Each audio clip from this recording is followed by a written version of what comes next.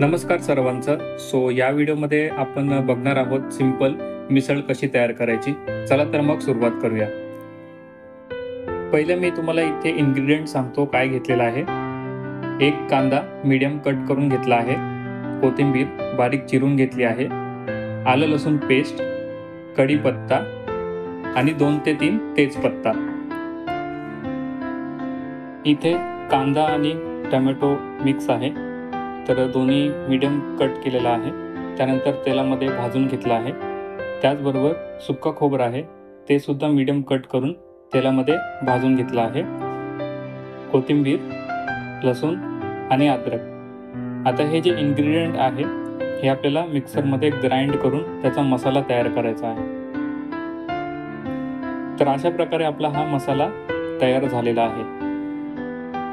मोड आलेली मटकी घेतली आहे, तर ही आपल्याला पाण्यामध्ये धुवून घ्यायची आहे. आता कुकरमध्ये तेल घेतलं आहे. तेल आपलं गरम झालेलं आहे आणि यामध्ये आपण इन्ग्रेडियंट ॲड करणार आहोत.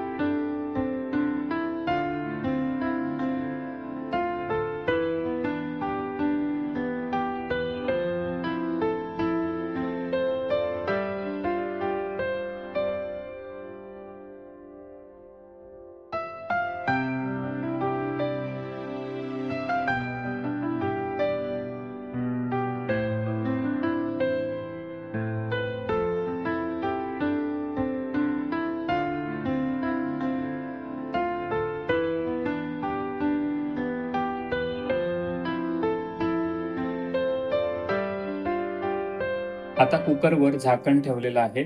गॅसवर आपल्याला 10 मिनिटं ठेवायचं आहे आणि 2 शिट्टी होऊन द्यायच्या.